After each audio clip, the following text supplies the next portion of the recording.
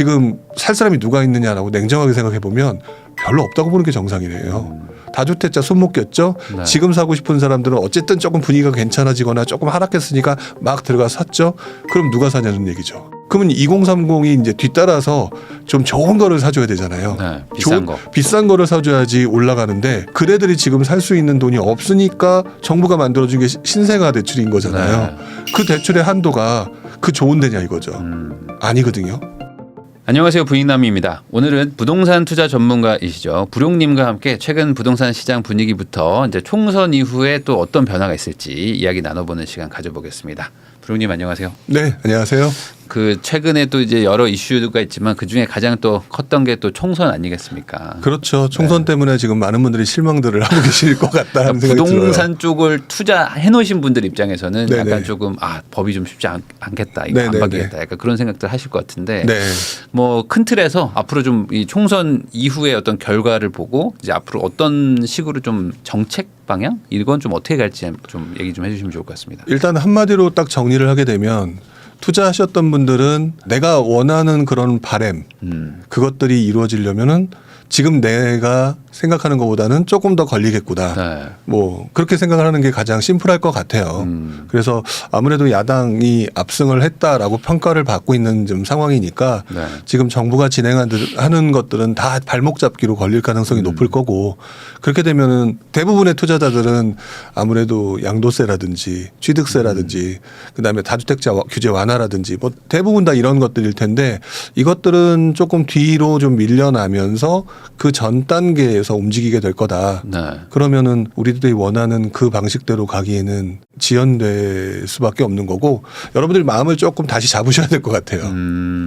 그러면은 그 이제 투자를 해놓은 분들 입장에서는 네. 예를 들어 이제 뭐 똘똘한 한 채를 뭐 사놓은 분하고 아니면 네. 그게 아니라 좀 여러 개를 사놓은 분하고 약간 입장이 또 다를 것 같기도 하거든요. 그렇죠. 이걸 좀 어떻게 좀 봐야 될까요? 일단 똘똘한 한 채를 사주신 분의 입장에서는 마음이 좀 편하실 거예요. 반대로. 왜냐하면 지금 현재 부동산 시장의 부정적인 요인이라고 하지만 부동산 시장 자체를 그렇다고 해서 죽일 수는 없거든요. 그럼 이 상태로 어느 정도 가기 때문에 약간 그 운신의 폭이 굉장히 여유가 있다라고 저는 생각을 하는데 다주택자분들 같은 경우는 지금 상황에서 각종 세금이나 이런 것들을 풀어주지 않는다면 본인들의 포트폴리오를 분명히 조정해야 되는 고민들이 점점 심각해지실 거다. 네. 뭐 당연히 뭐 규제 완화가 어느 정도 돼서 뭐 종부세도 조금 아우 다행이다 이런 생각하셨던 분들이 있다고는 들었는데 그렇다 하더라도 그게 계속 몇 년간 이어지는 게 쉽지는 않을 거거든요. 그러니까 그분들은 어차피 시장이라고 하는 거는 그 꺾이고 난 다음에 한동안 주춤하는 시장이 있다고 하면 다시 올라가는 시장이 있으니까 지금 이 시장에서 그걸 생각하면서 버티기에는 본인의 상황을 조금 냉정하게 좀 돌아보실 필요가 있을 것 같다. 그러려면은 지금 포트폴리오 조정 이런 거는 하셔야 되겠죠. 근데 이제 최근에 뭐 한 몇 개월 사이에 어떤 뭐 다시 한번 반등 이런 네. 것들을 보면은 이제 포트폴리오 이제 조정을 하고 싶어도 네. 내가 가지고 있는 것들을 이제 사줄 사람이 또 애매하다 보니까 네네. 그 조정 못 한다 이런 사람들도 있는데 그러니까 네. 갖고 가고 싶어서 가지고 가는 게 아니야 이런 분들도 있을 수 있잖아요. 그렇죠. 이런 분들은 뭐 어떻게? 근데 갖고 가고 싶어서 가져가는 게 아니라 팔려고 해도 안 팔린다라고 얘기하는 그 속마음에는요. 네. 지금 현재 수준에서 가장 높은 가격일 거예요. 사실 거래가 안 된다라고 얘기를 하지만 지금도 투자자들이 온 동네를 돌아다니면서 조금씩 건드리는 지역들이 분명히 있거든요. 네. 뭐 사실상 뭐 내가 산 게 너무너무 진짜 최악이다.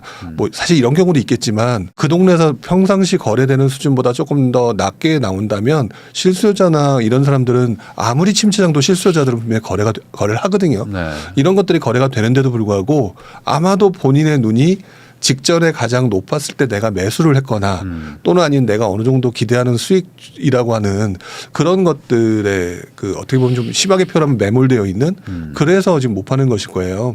근데 당연히 투자를 하면서 손해를 보지 않는다는 그런 생각을 하실 수도 있겠지만 포트폴리오 조정하고 난 다음에 진짜 좋은 물건들을 다시 재조정해 놓는 게 낫지 그것들을 올라갈 때까지 기다리면서 주구장창 기다리는 것보다는 빠른 손절이 훨씬 더 도움이 될 수 있다라는 것들도 제가 긴 투자 시간에서는 그게 훨씬 더 효율적이라고 생각하거든요. 그러니까 저는 자기 거를 좀 냉정하게 좀 보셨으면 좋겠어요. 원래 내 거가 되면 다 다 이쁘거든요.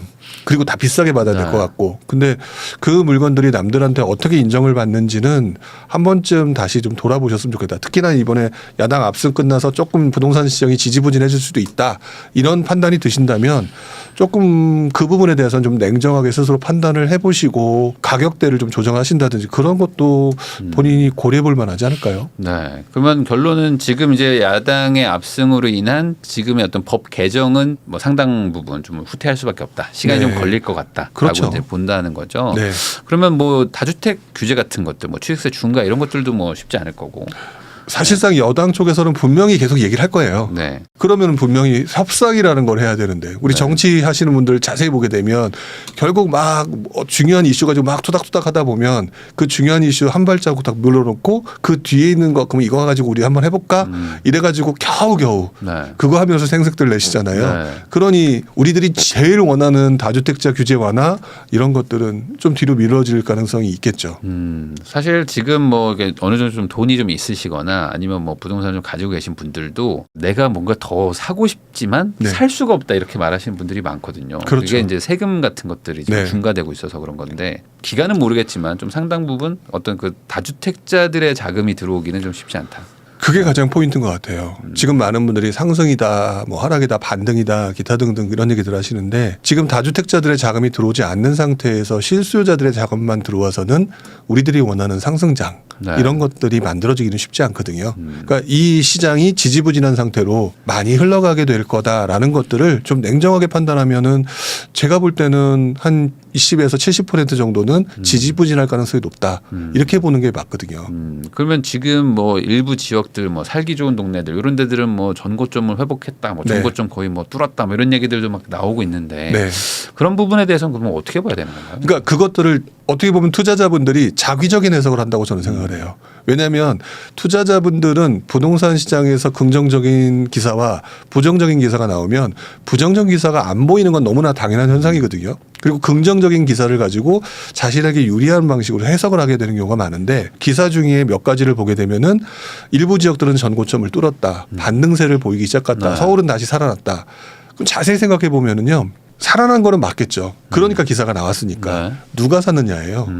다주택자가 샀느냐죠. 다주택자들은 뭐 거의 못 산다고 봐야죠. 그렇죠. 다주택자들이 사지 않았다는 얘기는 지금 실수요자도 사고 다주택자도 사야 흔히 말하는 수요가 점점 늘어나서 투자 수요까지 실수요와 투자 수요가 함께 늘어나면서 흔히 말하는 상승장의 메커니즘이 만들어지는 건데 지금은 실수요자들이 사고 있는 거죠. 근데 네. 그 실수요자들의 얘기를 들어보면은요. 질문의 거의 한 60~70%는요. 상급지 이동이에요.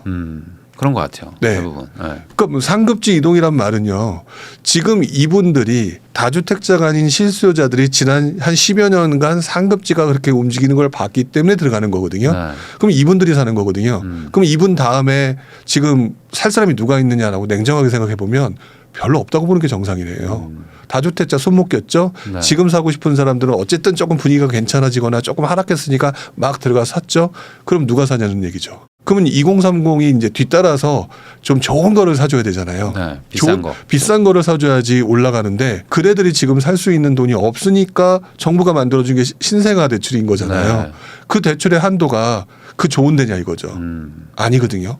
저는 개인적으로 이 지금 기사 하나를 가지고도 되게 많은 부분을 해석을 해야 되는 것 같은데 기사를 보면은 굉장히 올라갈 것 같은 착각에 빠질 수 있는 부분이긴 하지만 냉정하게 보게 되면은 실수요자의 흐름이고 상급지를 가고자 하는 사람들의 흐름이기 때문에 이분들이 사고 난 다음에 뒤에서 받쳐주는 흐름이 만들어지기에는 지금 상당히 부족하다. 그리고 별도로 대출 규제가 풀렸느냐? 네. 안 풀렸거든요. 네. 그러면 저는 이 흐름은 지지부진하게 올라갔다가 실망 매물 나왔다가 주춤주춤했다가 그러니까 사실 저는 떨어진다고 보기도 좀 보지는 않는 입장이거든요. 네. 비싸게 샀는데 누가 팔고 싶겠어요. 반대로 생각하면 지금 사는 사람들은 또 버틸만 하니까 사는 걸 수도 그렇죠. 있으니까. 그러니까 이분들이 산 가격이 점점 고착화가 되는 구간이 만들어질 거거든요. 그 대신 그거를 누군가는 지지부진하다고 표현하겠죠. 네. 그리고 난 다음에 전 엄청나게 떨어진다 이렇게는 불가능하고 계속해 이 상태로 한동안 또 이어지는 그런 형식으로 이어질 가능성이 높다. 왜 그렇게 생각하느냐? 바로 지난 장의 상승장 이후에 2009년부터 2011년 뭐 요때까지의 분위기도 그랬기 때문에. 그러면은 지금 재개발, 재건축 이런 거 좀 스탑되는 거 아니냐 뭐 이런 네. 얘기들도 막 계속 나오고 있거든요. 네네. 그럼 이 부분에 대해서는 좀 어떻게 생각하세요? 사실 이건 저도 답을 하기가 되게 어려운 부분인 것 같아요. 왜냐하면 지금 여당 쪽에서는 맨날 얘기하는 게 재개발, 재건축 활성화. 네. 근데 그게 이제 궁극적으로는 공급 활성화잖아요. 네. 지금 부족하니까 현장에서는 지금 어쨌든 분양을 했는데 뭐 광명이라든지 일부 서울 일부 지역이 이제 조금씩 분양이 잘 안 된다. 이런 얘기가 나오니까 이제 부담스러운 상황이거든요.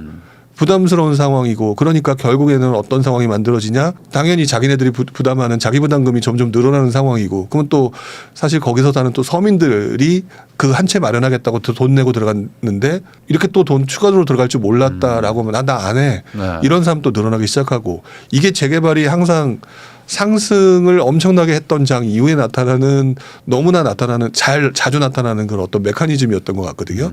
정부는 재개발 재건축에 대해서 계속 밀어붙일 것 같아요. 그것만큼 변화없다. 네. 예, 그래서 언론에서 계속 나올 거다.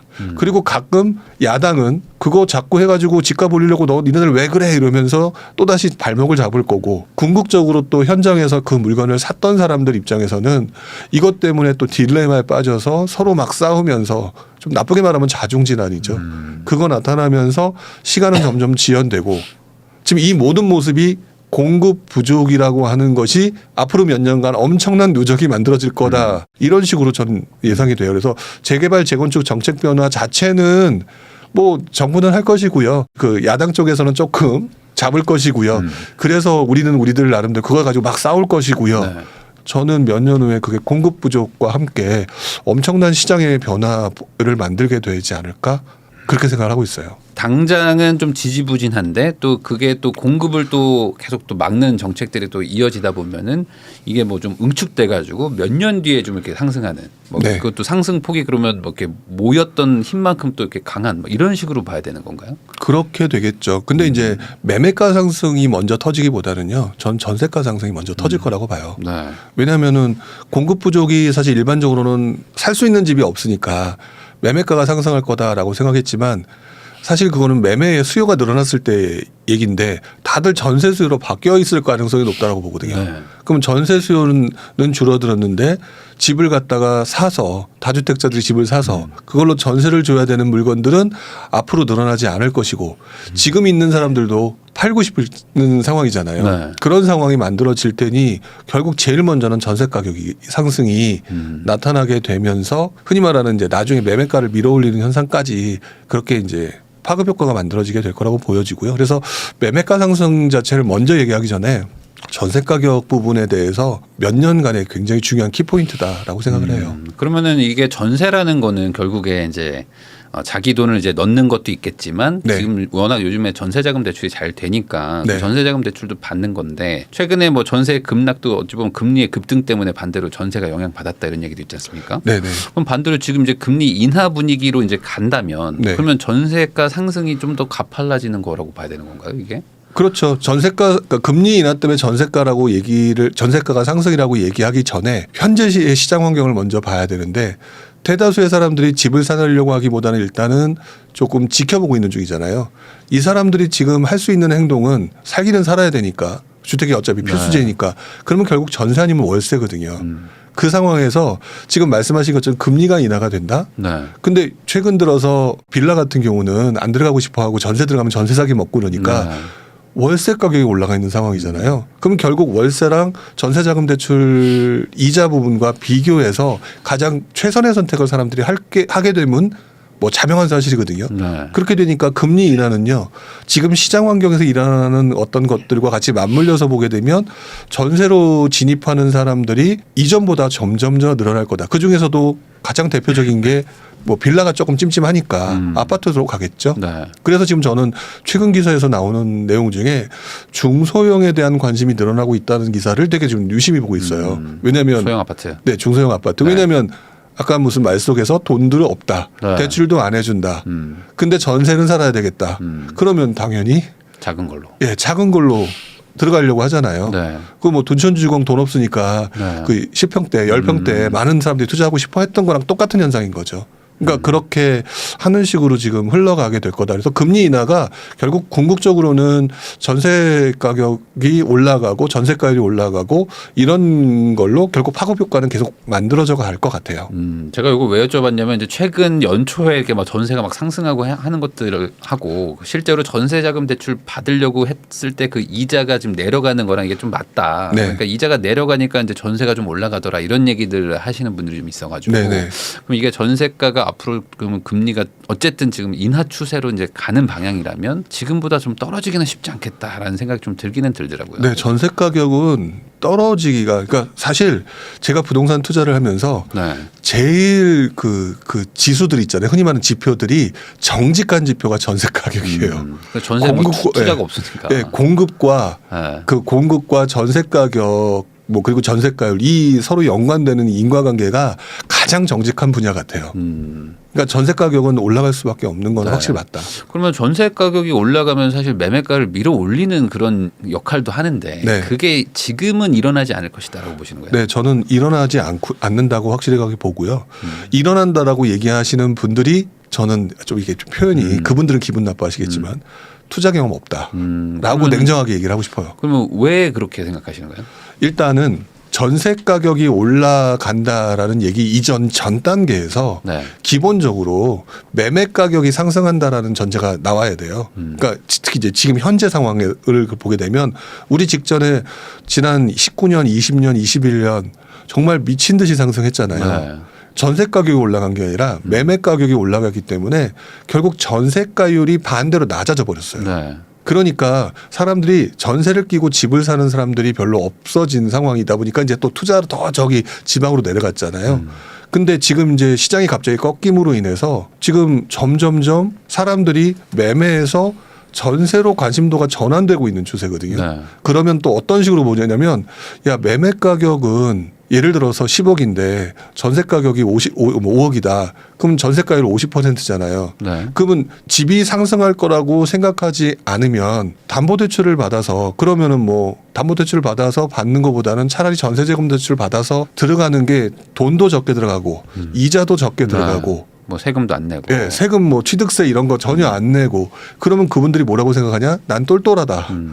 나는 정확하게 제대로 된 선택을 했다. 네. 그리고 지금 집 사는 사람이 이해가 안 돼. 네. 보통 이렇게 보통 표현을 했다는 그렇죠. 거죠. 이제 그런 상황이 만들어지게 되면은요. 매매 가격은 올라간다는 생각은 이제 접어버린 상황이기 때문에 집값이 올라가지 않고 전세 가격이 올라갈 수밖에 없는 상황.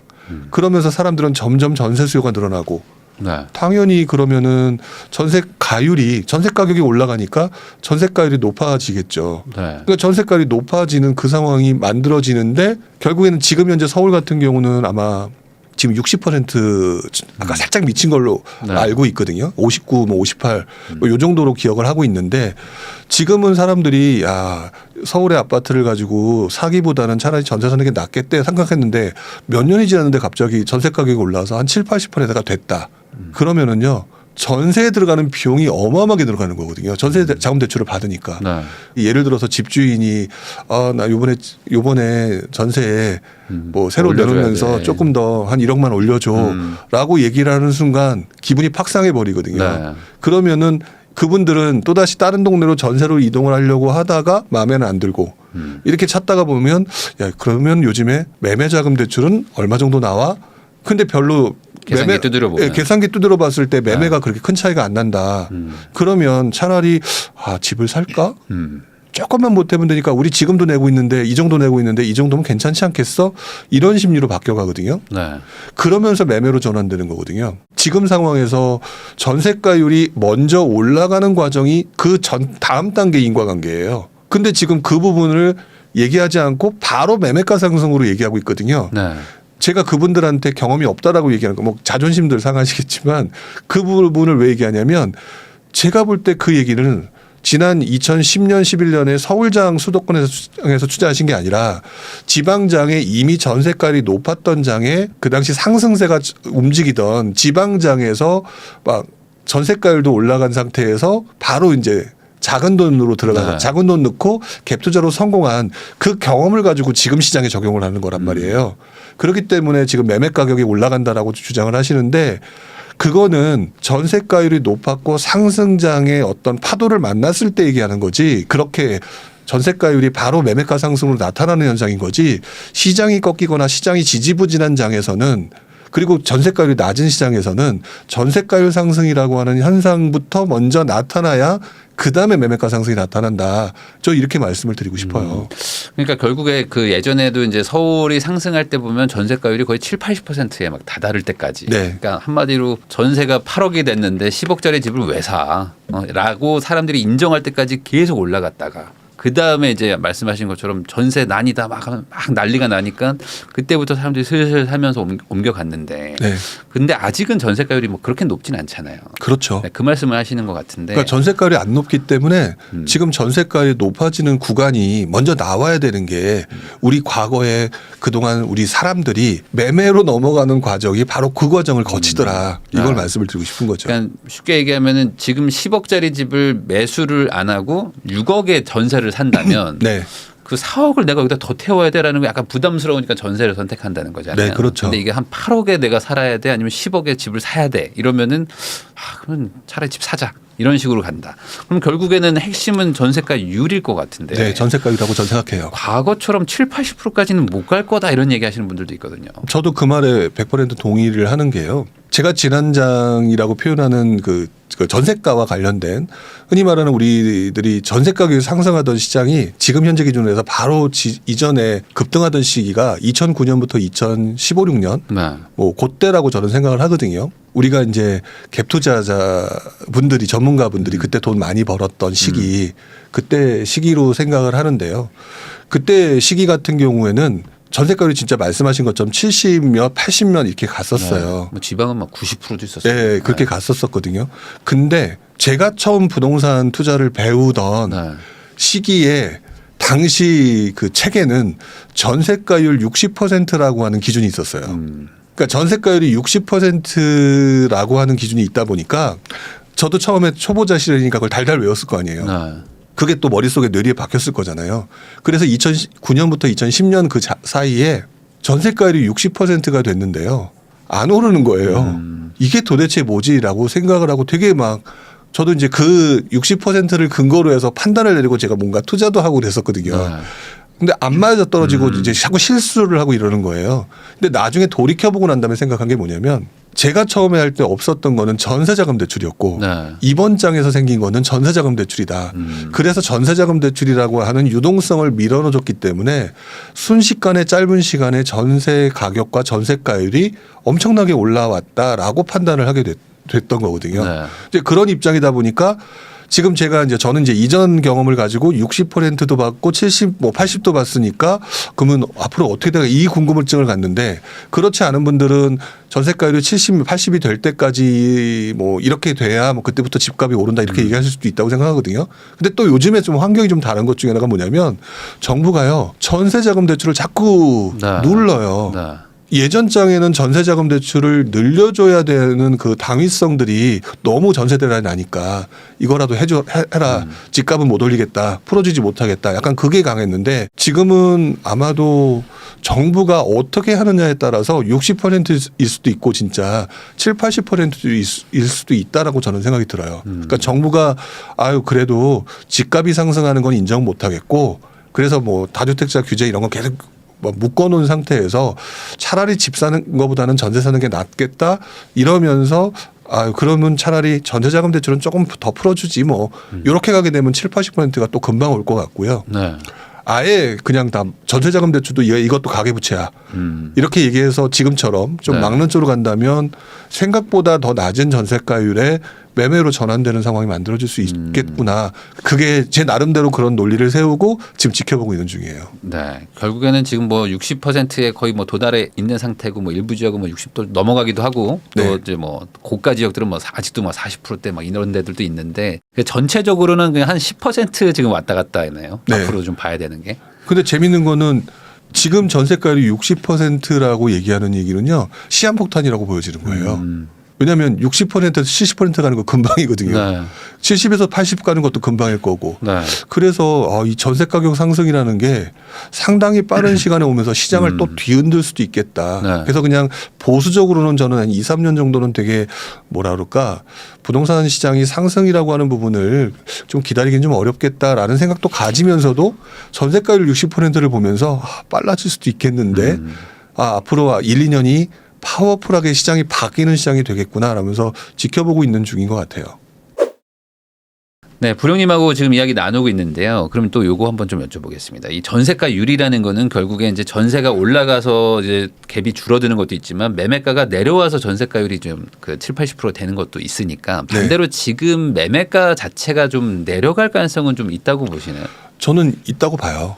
왜냐하면은 지금 어쨌든 정부가 우리가 아무리 뭘 원하고 있어도 안 해주고 있잖아요. 네. 안 해주고 있으니까 규제 완화를 안 해주고 있는 상황이기 때문에 실망 매물들이 분명히 어느 순간엔 나올 거라고 보여지거든요. 네. 근데 이렇게 얘기를 하면 제가 옛날에 이렇게 얘기를 했더니 불용은 집값이 떨어진대라고 표현을 하시더라고요. 이분법적인 분들이 많아요. 네, 그렇게 표현을 하시더라고요. 근데 저는 개인적으로 생각보다는 안 떨어질 거예요라고 하는 거에 조금 한 표를 더 던지고 싶어요. 네. 왜 그러냐면 떨어지는 길은 분명히 할 것 같은데 아까도 잠깐 언급을 했지만 지금 집을 사서 전고점을 뚫는 곳들이 다 실수요자들이 사고 있기 때문에 네. 나름대로 버틸 수 있는 분들이 지금 또 들어오고 있는 거거든요.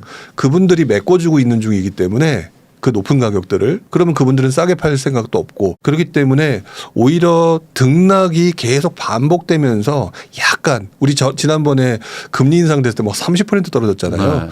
네. 그렇게까지는 안 갈 것 같고요. 그렇게까지는 안 간다라고 저는 생각을 하는 상태에서 뭐 50 거기서 왔다 갔다 하는 상태에서 계속 지지부진한 상태로 좀 가지 않을까? 이건 이제 옛날 사례를 가지고 말씀을 드리면 네. 그렇게 버티다가요. 한순간에 무너지는 시점이 2012년이었어요. 한순간에. 네. 그러니까 버틸 만큼 버티다가 그러니까 쉽게 말하면 영끌 하셨던 분들. 버틸 만큼 버티다가 2009년에 뒤늦게 집을 사서 그때부터 10년, 11년 막 이렇게 버티다가 나 못 버티겠다라고 해서 던지신 분들이 네. 나타났던 게 2012년이고 그때 강남도 집값이 떨어졌었거든요. 이런 시기가 한 번 올 것 같기는 해요.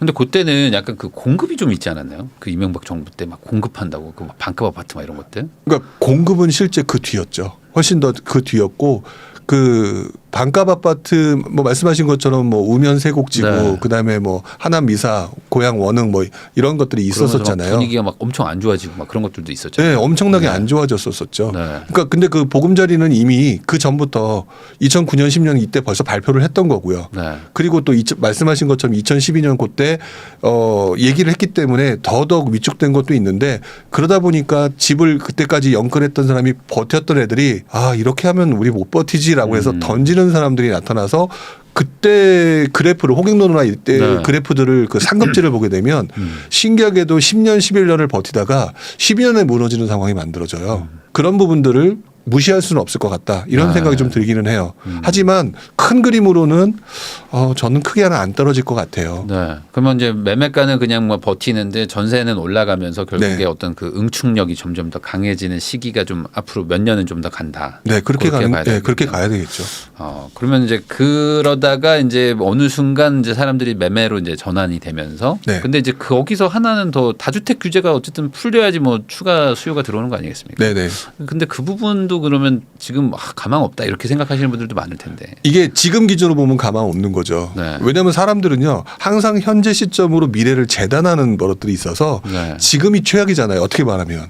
근데 제가 오늘 얘기 중에 제가 무슨 말을 했었냐면 공급 부족이 누적되어 가고 있다라는 표현을 네. 썼어요. 지금보다 내년이 공급 부족이 더 부족할 것이고 그렇다면 이 말은 뭐 전세난이 발생한다 그러면 더 심각할 거고 연이 가면 심각할 거거든요. 그러면 정치를 하시는 분들 입장에서도 점점 내가 중점적으로 신경을 써야 되는 대상, 부동산 대상이 바뀐다는 얘기가 되거든요. 네. 그럼 바뀐다는데 공급 부족이 심각해가지고 전세 대란이 발생됐다라는 얘기는 결국 이거를 해결할 수 있는 방법은 두 가지밖에 없어요. 물량을 늘리는 건데 네. 그 물량이 늘리는 거는요. 지금 공급 부족이 누적됐잖아요. 그리고 난 다음에 누적 물량을 늘리겠다라고 발표를 분명히 많이 할 건데 우리 3기 신도시 발표에서도 봤지만 2019년에 발표하고 지금까지 분양도 안 했어요. 제대로. 네. 그러면 그 물량이 그때 가서 분양이 되겠느냐? 이제 사람들이 다 안다고요. 네. 그러면 물량 없다는 거 알고 그러면 이제 막 되게 불안해지겠죠. 그러면 정부가 처음에는 공급을 늘리겠다, 전세 공급을 늘리겠다, 어쩌고 저쩌고 다 그렇게 하는 과정에서 전세 공급을 늘리는 방법은 두 가지밖에 없어요. 아까 말씀드렸던 것처럼 결국 그동안 우습게 봤던 임대사업자들. 네. 어떻게든 사서 빌려줘라. 네.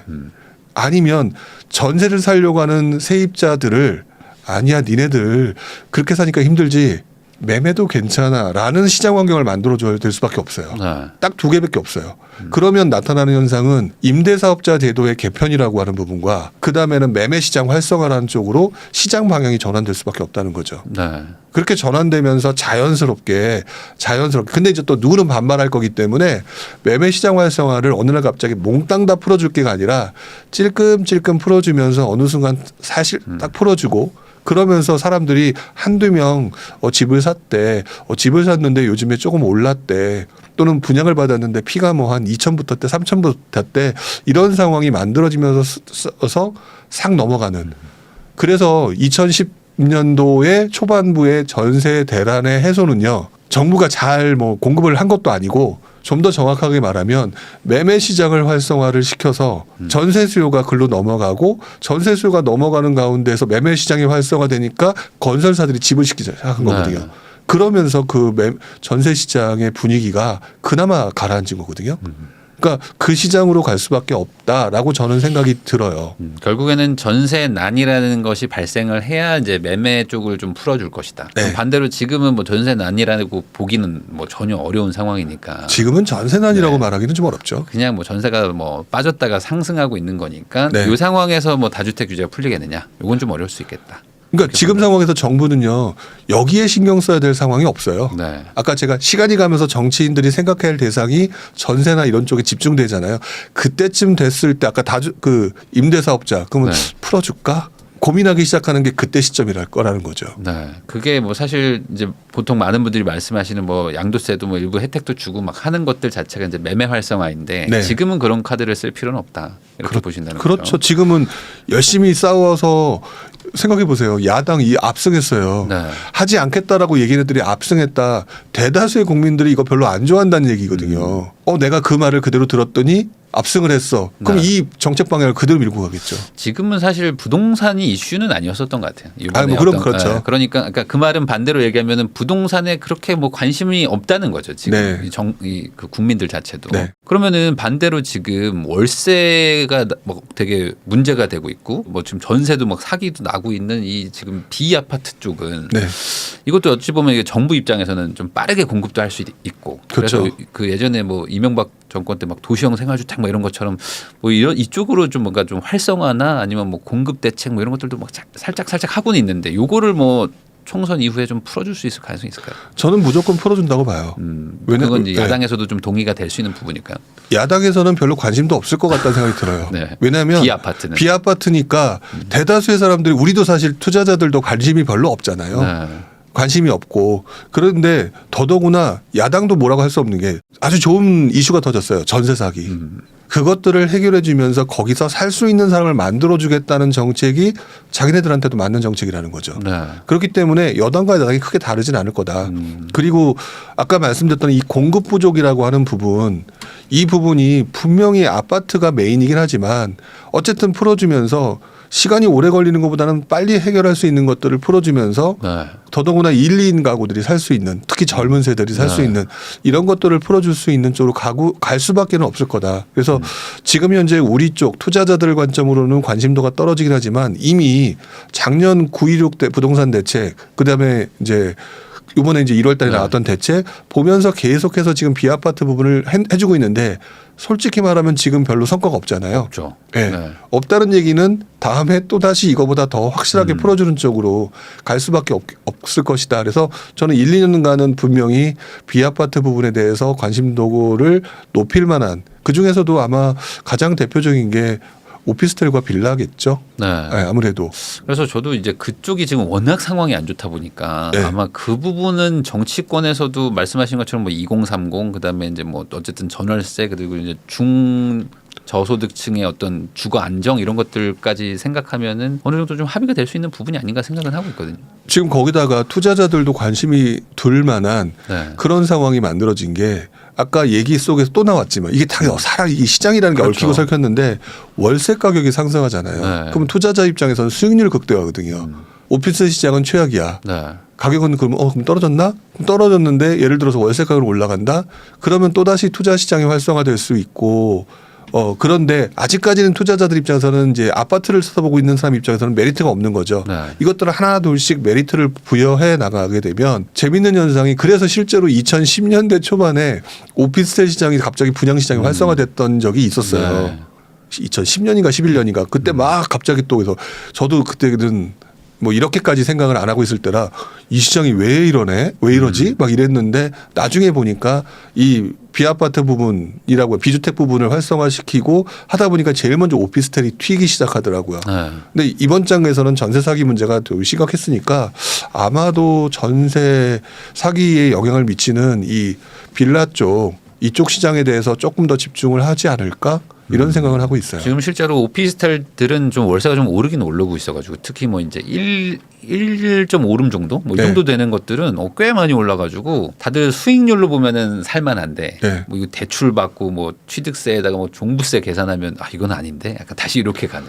네, 그러니까 지금 말씀하신 게 세금이잖아요. 네, 네. 그러면 결국 정치 쪽 또는 이제 정부 입장에서는 비아파트 제가 비아파트 부분에 대한 대책이 뭔가 나올 거다라는 표현을 썼잖아요. 네. 그러면 지금 그것 때문에 지금 우리가 못 들어간다. 근데 만약에 그러면 오피스텔은 취득세 뭐 다시 주택수 빼주고. 빼주거나 원상복귀 뭐 다시 1% 네. 뭐 4.6이 아니라 뭐 1% 아니면 원래대로 4.6 뭐 이렇게 해준다라고 하면 다시 또 분위기가 바뀌는 거니까 그럼 한번 생각해 볼까? 이런 상황이 또 만들어지겠죠. 사실 그렇게 가면은 전세 사기나 어떤 이런 그 비아파트의 전세 월세난 이런 것들을 좀 상당히 빠르게 좀 해결은 할 수는 있거든요. 그렇죠. 공급이 빠르니까 어쨌든 네. 여기는 한 6개월 1년이 막 지워버리니까. 네. 근데 이제 그거가 과연 바로 될 것이냐 아니면 이것도 한 6개월 1년 이상 막 걸릴 것이냐의 이제 그 예측인 것 같긴 해요.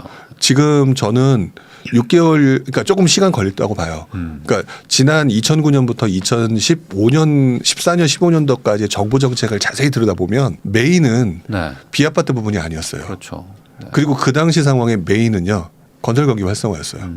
그렇기 때문에 지금 건설 시장이 무너지고 있거나 또는 이것들을 해결해 주는 과정에 부수적으로 얘네들이 지금 오피스텔 짓다가 무너지거나 중단된 이런 것들을 해결해 주는 과정이 먼저이기 때문에 지금 아마 비아파트 부분은 항상 나중에 그 발표가 나면 옛날 그 주택 관련된 정책 발표가 난 걸 자세히 보게 되면 항상 메인은 건설 경기 활성화고요. 네. 뒤쪽에 비 아파트 부분이 맞아요. 그 이렇게 살짝 붙어서 나오는 그렇게 갔었어요. 그러니까 이번에도 아마 건설 경기와 관련된 부분을 그다음에 이제 회사가 무너지는 걸 좀 방지하고자 하는 대책 위주로 가면서 그 뒤에 뭐 이제 약간 좀 한두 줄, 세네 줄 뭐 이렇게 해서 딱딱 붙이면서 점점 시장을 넓히는 그런 쪽으로 가게 될 것 같아요. 그러면은 이제 말 나온 김에 결국에는 지방 쪽은 이제 아파트 미분양이 여전히 많고 그리고 이제 차근차근 지어지다 보니까 이제 준공후 미분양, 뭐 악성 미분양들도 막 늘어나고 있는 와중인데 네. 그러면 이쪽에 대해서는 좀 정책을 어쨌든 건설 경기 활성화 이 개념으로 네. 빠르게 좀 나올 수 있을까요? 미분양? 이게 건설 경기 활성화뿐만 아니라요. 또 한편으로는 투자자들한테도 조금 고민을 해야 될 문제일 것 네. 같아요. 왜냐하면 지금 현재 건설사들이 다 지금 묶여 있는 곳을 보게 되면 어쨌든 서울 수도권 돌고 있고 그래도 네. 자 지금 물려 있는 게 지방이잖아요. 그럼 지방인데 문제는 정부 입장에선 지방을 그렇다고 해서 이걸 갖다 풀어주려고 보니 다들 지금 눈에 불을 켜고 지금 나 지금 취득세 때문에 못 들어가고 있는데 조금만 해결되면 바로 뛰어간다라고 지금 다들 지금 출발선상에 써 있잖아요. 그 네. 우리 투자자들이 네. 그렇기 때문에 지금 지방을 풀어주고 싶어도 지금 못 풀어주는 상황일 거라고 봐요. 지금 현재 상황이. 그런데 지금 현재 건설 경기를 안정화시키고 활성화시키는 것들을 제일 먼저 해야 된다는 건 아는데 두 번째로는 이 갑자기 뛰어들려고 지금 출발선상에 서 있는 애들은 잠깐 얘는 배제시켜야 되는 상황인 거죠. 그럼 결국 이거는 지금 해줄 수 있는 대책은 지방주택 활성화 쪽으로 가되 미분양에 대한 포커스를 맞춰서 네. 아마 계속해서 조금씩 영역을 넓혀가 줄 거라고 봐요. 그러니까 요거를 좀 잘 보셔야 되는 게 지금 준공업 미분양이잖아요. 네. 준공업 미분양인데 지금 준공업 미분양이 점점점 늘어나는 상황일 거라 근데 지금까지 준공업 미분양은 한동안 지방주택이 많이 인기가 있었기 때문에 준공업 미분양이 이렇게 많지는 않은 상황이거든요. 그래서 지금 미분양은 사실상 굉장히 안 좋은 것들이에요. 안 좋은데 준공업 미분양을 갖다 조금 혜택을 주려고 해봤자 아무도 안 사는 상황인데 네. 이것들이 준공업 미분양으로 들어오게 되면은 이제 점점 이제 숫자가 늘어나게 되면 준공업 미분양부터 풀어준 것들이 어느 정도 효율성을 가지면서 정책 효과를 받을 것이고 네. 그다음에 계속 양이 늘어나게 되면 준공전까지 해결해 주려고 하는 그런 식으로 해서 저는 지방주택 활성화 대책이 건설형 경기 활성화랑 맞물려서 취득세 양도세는 일단 잠깐 배제하고 일단 미분양부터 어떻게 해결할 수 있는 쪽으로 지금 분위기를 잡아갈 거다. 저는 개인적으로 그렇게 예상하고 있어요.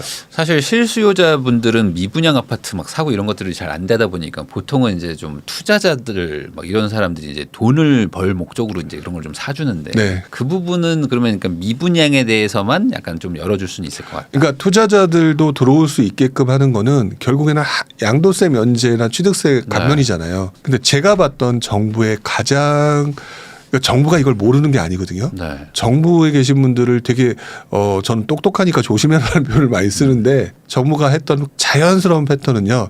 취득세와 양도세를 분명히 감면을 할 거예요. 분명히. 네. 그럼 이사 가잖아요. 네. 다주택자 못 들어오게 한다면서요. 근데 거기다가 앞에다가 한 자리 딱 문구를 박을 거예요. 한시적. 한시적으로. 네.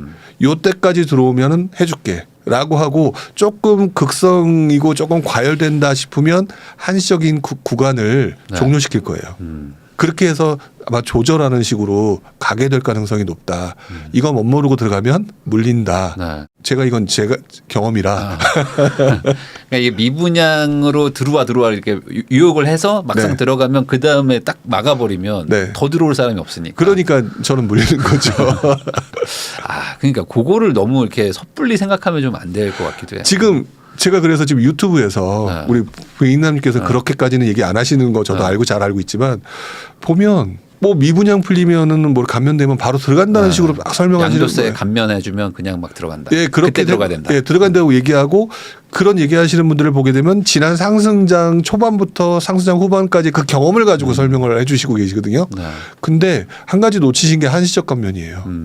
한시적 감면을 한다는 얘기는 정부가 속도 조절을 하겠다라고 해서 너희들 입맛대로 안 될 거야라는 표현이거든요. 네. 제가 나중에 느끼기로는 너희들 입맛대로 그렇게는 못 해주고 하지만 약간의 혜택은 나중에 감면해줬잖아. 그러니까 나중에 너 하면 돈이 되겠지. 근데 뒤에 들어온 사람이 없으니까 별로 안 올라서 별로 효과는 없더라고요. 저 옛날에 해보니까. 결국에 이제 미분양이라는 것도 이제 계약자가 나오면 그 사람이 이제 산 거나 마찬가지니까 이제 네. 물량을 떠넘긴 거니까. 그렇죠. 그 다음은 뭐 모르겠다 이렇게 해버리면 끝나는 거니까. 어찌 그렇죠. 보면. 그래서 결국에 그게 돈을 벌려면 지방시장 자체가 살아나야 되는데. 맞아요. 그 정책까지 쓸 거냐는 또 애매한 부분이 있다. 그러니까 그 정책은 사실 지금 논의하기는 자기 어려운 부분인 것 같아요. 왜냐하면 저는 분명히 지방주택 활성화라는 표현으로 제일 먼저 그러니까 서울 수도권보다는 지방부터 살려야만이 건설사를 살려야 된다는 이 기본 조건들이 같이 섞여 있기 때문에 자연스럽게 지방주택 활성화가 나올 거다. 근데 말씀하신 것처럼 지방주택이 활성화됐던 시장을 보게 되면 말 그대로 모든 사람이 들어올 정도의 시장 환경이 변화돼야 되는데 여전히 규제를 하고 있는 상태에서는 정부의 헤게모니 어떤 포승줄을 딱 붙들고 있는 그 가운데서 뛰어들어가는 현실이 되기 때문에 조금 위험할 수가 있어서 너무 지방주택 활성화 또는 이제 양도세 감면 이것에 확 하고 넘어가실 필요는 없다고 생각이 들어요. 그러니까 저도 이게 미분양을 없애는 건 결국에 일반 구축 아파트들이 올라가면 자연스럽게 해결되는 걸 텐데 그 방향은 안 하는 것 같아요. 지금 정부가 우선 미분양 먼저 해결하고 구축을 풀게 하는 거는 약간 선호가 바뀐 거 아닌가. 약간 그래가지고 정말 될까라는 생각도 좀. 그러니까 들고. 문제는 그거잖아요. 구축도 올라가고 미분양도 사라진다라는 걸 보면 네. 사람들이 계속 들어올 수 있는 상황이 만들어진 거잖아요. 그러니까 그걸 네. 해줄까. 그러니까 그거는 정부 입장에서는 싫은 거죠. 그러니까 그럼 이게 해결이 안 되는 거 아니에요? 그러니까 정부가 하는 정책들이 네. 항상 보면은 시간을 길게 두고 바라봐야 제가 투자하는 데 도움이 된다고 생각하는 거거든요. 네. 특히나 요즘 같은 혼란스러운 때는 정부의 정책이 그래서 저는 그 뭐 유튜브에서나 또는 뭐 제가 강의를 하거나 이럴 때 정부 정책의 누적 효과, 제가 누적 효과란 말을 딱 두 개를 쓰거든요. 그 누적 효과를 쓰는 것 중에 하나가 공급 부족의 누적하고 정책의 누적, 그러니까 규제 완화의 누적. 이 두 개가 되게 중요하다고 보는데 이게 꼭 시장이 혼란스러운 침체기나 아니면 막 상승장 이후에 막 혼돈기 요때는 누적 효과가 되게 중요하다고 봐요. 그래서 지방주택 활성화라는 대책이 뭐 예를 들어서 뭐 갑자기 5월 달에 발표가 됐다. 우리 마음에 하나도 안 들 것인데 예를 들어서 한 7월에 또 나왔다. 뭐 10월에 또 나왔다. 내년 초에 또 나왔다. 근데 그걸 합치고 보면 정신 차리고 보니까 그동안 묶여있던 포승줄이 다 풀렸네. 이런 상황이 만들어져야 흔히 말하는 판이 만들어진다고 저는 생각을 하거든요. 그렇게 돼야 다시 크게 움직인다고 봐요. 그러면은 인구 감소 얘기도 어쨌든 계속 나오고 있고 하는데 이제 지방 시장에 대한 어떤 미래 뭐 한 뭐 5에서 10년 안에 다시 좋은 시절이 올 수 있다고 보세요? 저는 온다라고 보고요. 인구 감소라고 하는 부분은 너무 장기 미래인 것 같다는 생각이 들어요. 최소한 한 20년에서 30년 정도를 보고 판단하는 문제고 지금 만약 그 부분이 무섭다라고 한다면 흔히 말하는 인구 소멸 지역이라고 얘기하는 지역 중에서도 비선호 지역들 있잖아요.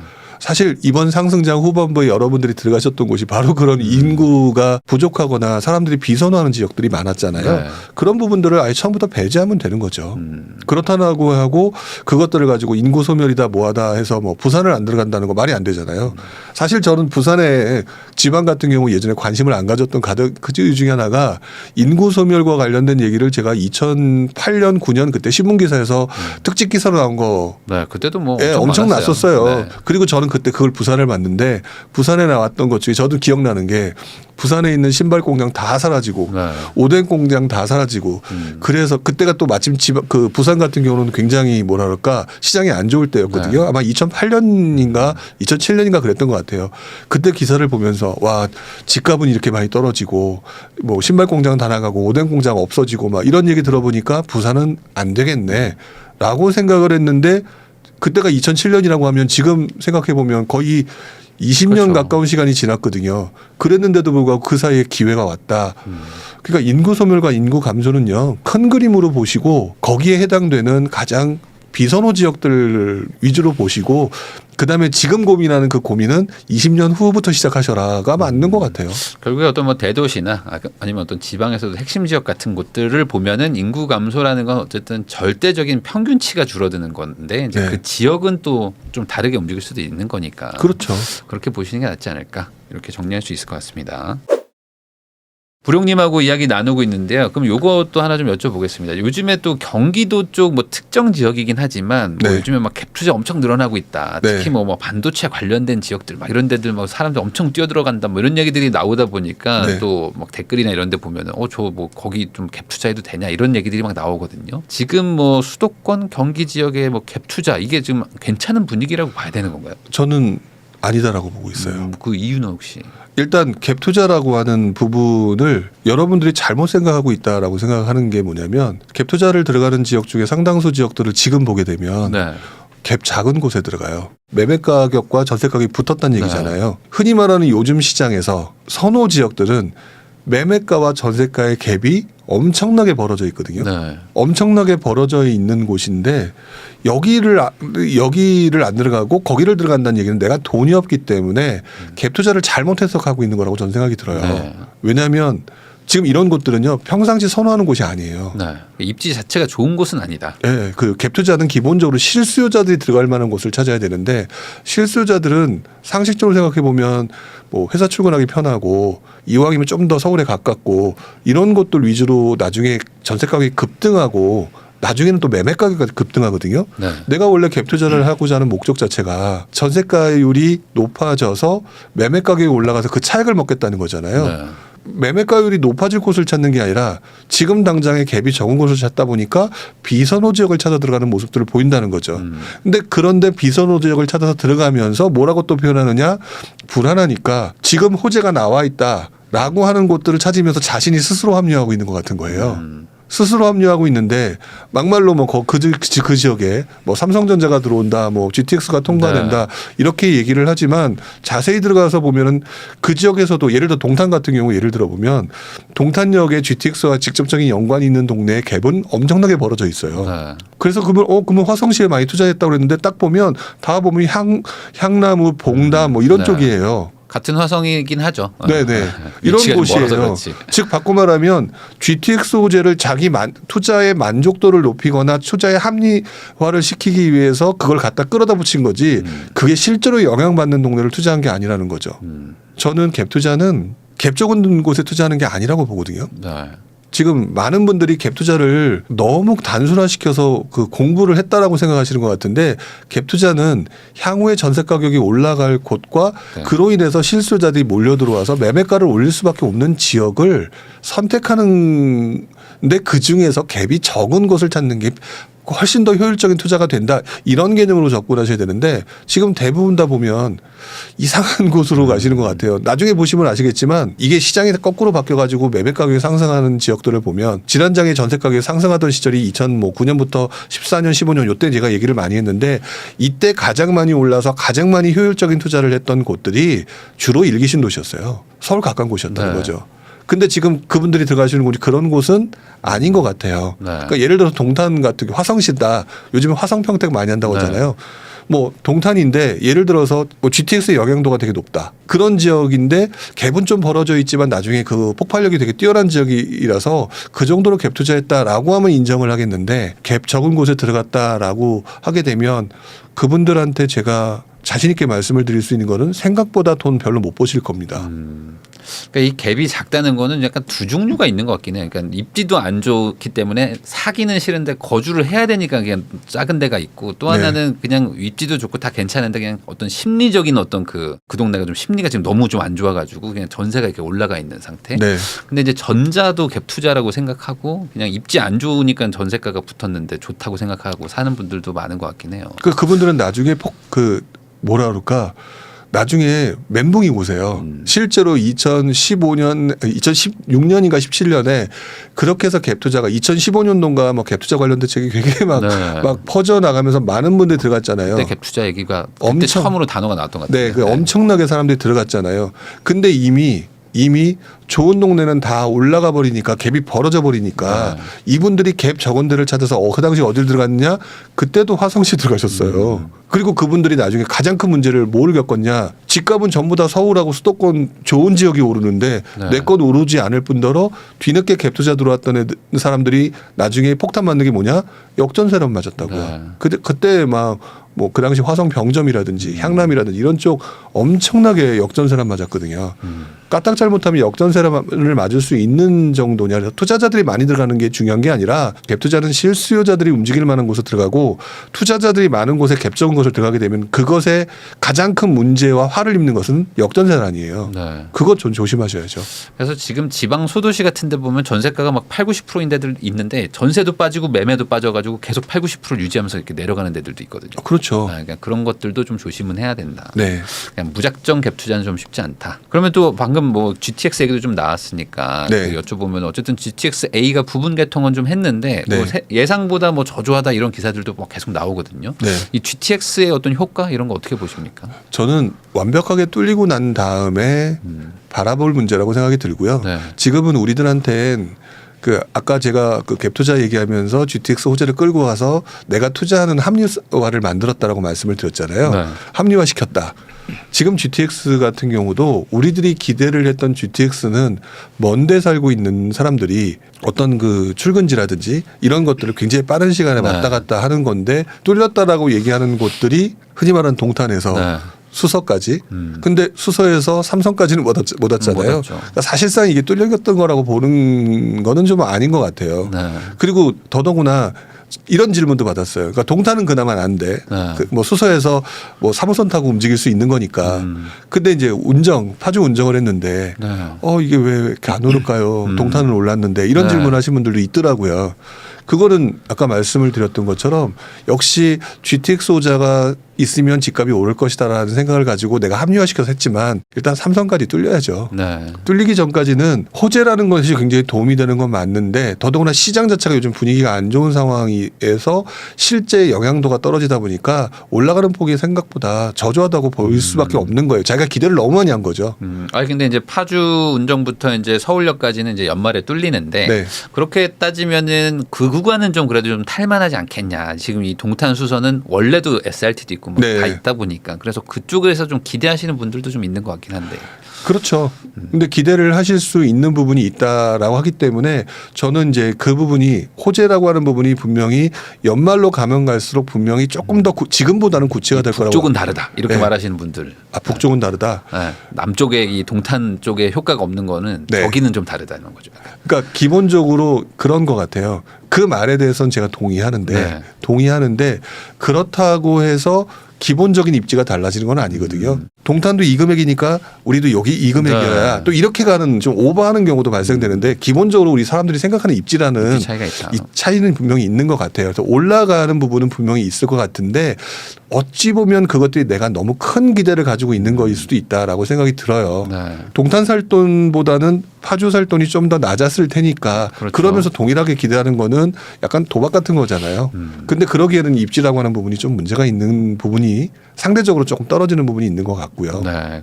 그리고 호재는요. 시장 상황에 엄청 영향을 받아요. 상승장 때는요. 말 그대로 그냥 호재는 그냥 휘발유예요. 네. 뭐 불이 붙는 거죠, 뭐 그냥. 네, 그냥 네.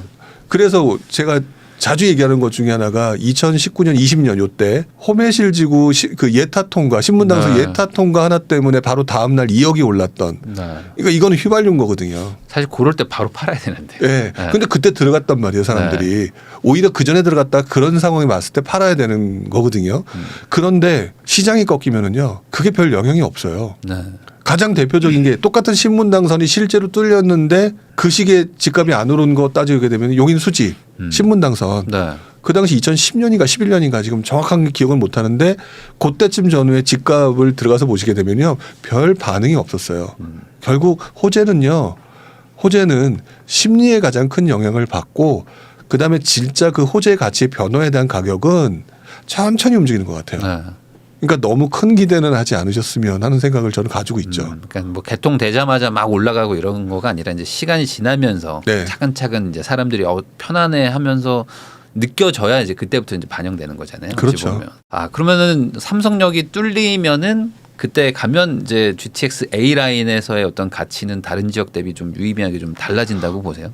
그 GTX 그 삼성역에 2030년쯤에 뚫린다. 네. 그렇게 쓰면 지금부터 시작해서 진폭이 있으면서 계속 우상향으로 올라갈 거라고 봐요. 왜냐면 기대 심리는 계속 있을 테니까. 네. 왜냐면 서울역으로 출근하는 사람들이 있을 것이고 네. 그래서 계속 우상향으로 갈 거기 때문에 저는 계속해서 반영이 될 거지 갑자기 2030년 어느 시점에 빵 뚫리기 한 6개월 전에 팍 오른다 이거는 좀 아닐 거라고 보고 그렇죠. 있어요. 네. 아무래도 이제 서울역까지만이라도 사실 파주에서 뭐 한 20분 만에 와버리면 그러면 또 이제 서울 접근성이 좋아지는 거는 맞으니까 그러면 그런 거 타보면서 아 이제 삼성역 뚫리면 얼마나 더 좋을까 이러면서 이제 점점 올라간다는 거죠. 네, 그렇죠. 아 그럼 B나 C는 어떻게 보세요? B, C는 아직 이제 착공식만 하고 뭐 공사는 못 하고 있는데. 그러니까 한참 걸리는 곳이니까 GTX A가 그동안 움직였던 것들을 잘 보시면 GTX A가 기대 심리로 잠깐 올랐다가 또 주춤했다가 그러면서 결국 우상향으로 살살살살 올라왔던 거잖아요. 사실 파주 운전 같은 경우도 GTX A는 아예 그 착공 전부터 있었던 얘기고 네. 그런데 지금 이제 어느 정도 뚫린다라고 얘기하니까 그래도 그거에 맞춰서 그 속도가 좀 빨라지고 반응 속도도 달라지는 거잖아요. 네. 그러니까 GTX, BC, D 뭐 특히 DF 뭐 이런 것들은 네. 지금도 많은 사람들이 개통될 것처럼 막 생각하고 접근하시는데 지금 당장 투자해서 돈을 번다는 개념이 아니라 저희는 그냥 약간 좀 전략적으로 가시는 게 좋을 것 같아요. 그렇게 생각하시는 분이 많으니까 여러 가지 시장 상황에 따라서 가격이 여러 가지 이유로 그 시점에 뭐 외부 충격이나 이런 거서 가격이 크게 떨어졌다. 그러면 제일 먼저 GTX 효과로 인해서 제일 먼저 회복될 곳이거든요. 오히려 그렇게 들어가는 게 맞지 않을까 싶어요. 좀 쭉 빠졌을 때 네. 차라리. 네. 왜냐하면 빠졌을 때 사람들이 GTX라고 하는 호재는 계속해서 지금 이어질 거니까 그래서 다른 동네보다는 더 먼저 찾게 되고 보게 되고 매수를 하게 될 테니까 오히려 빠졌을 때 사놓고 기다리면서 투자해놓는 게 훨씬 더 낫지 않을까 싶어요. 사실 올라갈 때 사기보다는 빠졌을 때 호재 있는 곳들을 사는 게 사실 더 마음 편한 투자긴 하죠. 그렇죠. 근데 이제 그게 손이 안 나가서 그렇지. 그렇죠. 손이 안 나가죠. 그러면은 제가 요즘에 많이 받는 질문 중에 결국에는 인구 감소고 뭐고 다 이런 것들이 다 부정적인 얘기들만 있다 보니까 그러면 그냥 속 편하게 서울을 사겠다 이런 네. 분들이 있거든요. 그러니까 네. 똑같은 돈이면 서울에 뭐 예를 들어 9억짜리 아니면 10억짜리 살까 뭐 경기도 좀 좋은데 10억짜리 살까 뭐 이런 생각하시는 분들한테 지금은 서울이 맞지 않냐 뭐 이런 생각들이 좀 더 많으신 것 같은데 이건 어떻게 생각하세요? 저는 사람마다 다르다고 생각을 하는데 이게 공식처럼 서울이라고 된 것 같아요. 그러니까 저는 그게 좀 걱정인 것 같아요. 네. 왜냐하면 서울이라고 하는 동네가 지난 몇 년간 너무 많이 올랐잖아요. 그래서 막 많은 사람들이 서울을 사겠다라고 얘기를 하시는데 서울을 사려고 하시는 분들 중에서 여유 있는데 왜 그동안 못 사신 분들이 있고 또는 서울 살 돈이 안 되는데도 불구하고 서울 가겠다라고 좀 연끌하시는 분들이 있잖아요. 네. 저는 개인적으로 그분들을 좀 분리를 해야 될 것 같아요. 물론 서울이라고 하는 거는 중장기적으로 입지적으로 보면 좋은 건 맞죠. 그렇기 네. 때문에 그분들한테 뭐 서울을 사시겠다는 분들한테 말리고 싶은 생각은 없는데 간혹 가다가 진짜 이건 아닌데 싶은데 아니 그냥 한 박자 쉬었다가 징검다리처럼 우회해서 들어가도 될 것 같은데 라고 하는데 너무 좀 나는 서울에 살아야 되고 최소한 그러면서 이제 항상 얘기하시는 게 애기들 학군 뭐 네. 근데 애기는 뭐 이제 막 태어난 지 얼마 안 됐고 막 네. 이러신 분들이 있더라고요. 그러니까 저는 서울 가는 거에 대해서는 동의를 하겠으나 저는 오히려 지금은 기회는 경기도가 많을 것 같은데요라고 얘기를 하고 싶어요. 그 특히 연끌하시는 분들한테는 네. 아예 타겟으로 말씀을 드리면 네. 돈 있다? 아 그럼 서울 하시라. 어차피 똘똘한 제가 계속 반복될 거니까 괜찮은데 약간 참 자금이 부족한 상태에서 좀 애매하시게 뭐 움직이려고 한다? 사실 경기도에서도 기회 되게 많으니까라고 생각하고 경기도 좀 보라고 하고 싶어요. 너무 연끌이라고 하는 부분은 그분들한테 결국 시장이 막 꺾이거나 위험 리스크 발생됐을 때 그분들은 무너질 수 있잖아요. 네. 그래서 오히려 그런 데를 좀 찾았으면 좋겠다는 생각을 해요. 그 말은 이제 경기도 쪽이 뭐 좀 전세가 좀 더 뭐 빠르게 올라간다거나 뭐 이런 식의 어떤 의견을 보시는 건가요? 아니면 뭐 어떤 의미로? 일단 경기도도 경기도 나름이겠죠. 네, 물론 예, 이제 경기도에서는 좀 좋은 동네. 예, 좋은 동네겠죠. 서울에서는 약간 조금 뭐 중하위권. 찾아보면 되게 많을 것 같아요. 예를 들어서 지금 경기도 지역 도시 중에서 입주 물량이 되게 많은 곳. 그러면 대표적인 동네 중에 하나가 안양 같은 경우일 거예요. 그러면 안양 같은 경우를 얘기를 들면은 흔히 안양 하면 안양 평촌. 네. 그러면 안양 쪽에서 입주 물량이 많다. 그러면은 상대적으로 다른 동네는 올라가더라도 이 동네는 주춤하는 상황이 만들어지게 되면 선호도가 높은 평촌이라든지 그쪽에 있는 신축이라든지 이런 데를 충분히 들어가고 난 다음에 들어가서 나는 싸게 샀으니까 적은 돈을 넣었잖아요. 그러면 나중에 진짜 시장이 움직이거나 서울에 충분히 살 수 있을 때 또는 서울에 청약을 통해서 들어갈 수도 있는 거거든요. 네. 들어갈 수도 있는 건데 지금 돈을 최대한 땡겨서 들어가겠다라고 얘기하는 거는 갚기가 너무 허덕거리는 거잖아요. 그런 문제가 있고 그래서 저는 그렇게 들어가는 방법도 있고 서울은 이미 집값이 높은데 경기도는 집값이 낮은 상태인데 전세 가격이 상승하는 시기가 오게 되면 네. 전세 가격이 올라가는 거는 어떤 특정 지역에서부터 확산되는 게 아니라 거의 동시다발적으로 일어나는 게 그동안의 모습이었어요. 갭이 가장 적으면서도 좋은 동네를 살 수 있는 거는 경기도에서 되게 좋은 기회가 나오거든요. 네. 그렇기 때문에 저는 오히려 경기도 같은 B급 지역에서 적은 돈으로 훨씬 더 효율을 높게 할 수 있는 방법이 있으니까 꼭 서울로 가야만 된다라고 하는 얘기하는 그것들이 뭐 틀린 말은 아니겠지만 자기 스타일과 자기 상황에 맞춰서 선택하시는 게 제일 좋지 않을까라는 생각이 들어요. 결국엔 이제 투자금이 이제 최대한 좀 적게 들어가야지 뭐 투자 수익도 좋은 걸 텐데 이제 네. 그런 것들을 좀 따져볼 필요는 있다. 그러면 마지막으로 결국에 이제 이 영상 보시는 분들 중에 뭐 이제 내 집을 이미 가지고 계신 분들도 많이 보시겠지만 이제 무주택자 분들이 지금 제일 걱정이실 것 같아요. 네. 또 막 집값 다시 또 뭐 약간 반등한다고 하니까 조금 더 빠져야지 내가 전세가 끝나고 딱 맞는데 이런 거 고민하시는 분들이 있으니까 지금 이제 전세가 만기가 좀 돌아온다. 이런 분들 입장에서는 뭐 전세 한 번 더 살까? 아니면 뭐 월세가 있을까? 뭐 매매할까? 뭐 이런 거 고민한다면은 보통은 뭐 어떤 걸 좀 추천을 하시겠어요? 사실 저는 항상 항상 그래왔지만 실수요라면 주택을 구입하면서 그 주택의 움직임을 느껴보는 게 좋다라고 보는 입장이에요. 네. 그게 떨어지든 오르든. 왜냐하면 떨어지면 속상해서 또 다른 걸 찾아보게 되고 좀 더 다른 곳을 가려고 하면서 조금 더 적극적으로 바뀌니까요. 근데 만약에 도저히 이 말을 인정을 못하겠다라고 한다면 지금 현재 상황에서는 전세 사는 것 자체가 효용성 차원에서는 매매하는 금액보다는 뭐 전세자금 네. 대출이 적게 들어가니까 그것도 괜찮다라고 얘기할 수 있을 것 같아요. 단 그렇게 한다면 최소한 자기가 매매를 할 수 있는 상황에 전투력을 지금부터 준비를 해야 된다고 생각하거든요. 가장 대표적인 게 요즘은 그래도 좀 나아졌다고 하는데 청약통장 해지하는 분들이 되게 많다고 그러잖아요. 네.